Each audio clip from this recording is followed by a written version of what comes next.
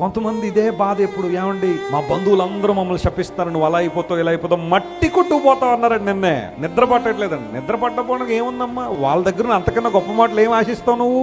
వాళ్ళు అంటారంతే, వారి ఉద్దేశం అదే. వారు మట్టి కొట్టుకుపోతా ఉన్నారండి, కష్టాలు పాలైపోతానన్నారండి, ఇబ్బందులు పాలైపోతానన్నారండి, మా ఫ్యామిలీ అంతా రోడ్డు మీద పడిపోద్ది అన్నారండి. అనని వాళ్ళు అంటూ ఉండాలా, యేసయ్య నేను దీవిస్తూ ఉండాలా. హల్లెలూయా. ఎందుకోసం దేవుని గొప్పతనం ఏంటి తెలుసా? ప్రతి శాపాన్ని ఎలా మారుస్తాడట ఆయన?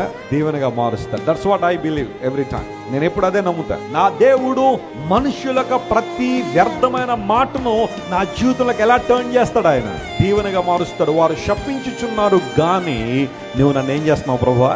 దీవిస్తున్నావు. ఈ మాట రాసి పెట్టుకోండి, ఎక్కడైనా మీ ఇంట్లో కాగితం మీద రాసి అతికించుకుని గోడ మీద. మనుషులు దూషణ మాటలు పలుకుతారు, శపిస్తారు. నీ అభివృద్ధిని నోచుకోలేని వాళ్ళు, లేదా నీ యొక్క పురోగవృద్ధిని జీర్ణించుకోలేని వారు నీ గురించి ఎన్నైనా మాట్లాడతారు. వాళ్ళు అలా మాట్లాడటంలో పెద్ద ఆశ్చర్యం ఏమీ లేదు. సోషల్ మీడియాలో కావచ్చు, లేకపోతే యూట్యూబ్లో ఇలాంటివన్నీ చూస్తూ ఉంటే యేసు ప్రభువుని గురించి, దేవుని బిడ్డల గురించి, దేవుని సేవకుల గురించి ఇష్టానుసారం మాట్లాడే వాళ్ళు చాలా మంది ఉన్నారు. అవన్నీ అప్పుడప్పుడు నేను చూసినప్పుడు అనిపిస్తుంది, వాళ్ళకి అంతకుమించి ఏం వస్తుందా, అంతకుమించి ఏం మాట్లాడగలరని. వాళ్ళకి ఇంతవరకు ఏదేదో నేర్చుకున్నాం, అంతకుమించి ఏమి నేర్చుకున్నారని. సభ్యతా సంస్కారం నేర్చుకోలేని వాళ్ళు ప్రపంచాన్ని ఏం ఉద్ధరిస్తారు అనిపిస్తూ ఉంటది. దేవుని నమ్ముకున్న బిడ్డల మాటలు ఎలా ఉంటాయి చెప్పండి? ప్రభువుని అంగీకరించిన వారి సంస్కారం ఎలా ఉంటది? వారు మాట్లాడే విధానం ఎంత బాగుంటది. కానీ కొంతమంది నోరు ఉంది కదా అని చెప్పి ఇష్టానుసారం మాట్లాడుతుంటే అనిపిస్తూ ఉంటది, వాళ్ళ నుండి అంతకుమించి గొప్ప మాటలు ఏమి ఎక్స్పెక్ట్ చేయగలం. నీ హృదయం చేదుగా ఉంటే నీ మాటలు కూడా ఎలా ఉంటాయి? చేదుగానే ఉంటాయి.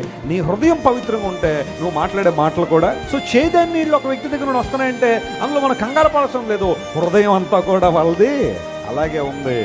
వాళ్ళు నమ్మిన విధానాలు, వారు నమ్మిన మతాలు వారిలో ఇంతైనా మార్పు తీసుకురాలేదనే విషయం అక్కడే తెలిసిపోతుంది కదా. కానీ దేవుని బిడ్డల మాటల్లో కంట్రోల్ ఉంటుంది. హల్లెలూయా. వారు మాట్లాడే మాటలు సభ్యత ఉంటుంది, సంస్కారం ఉంటుంది. దేవుడు నేర్పించిన పద్ధతి అది. ప్రభువును కలిగి ఉన్న వారి జీవితంలో ఉన్న ఆశీర్వాదం అలాంటిది.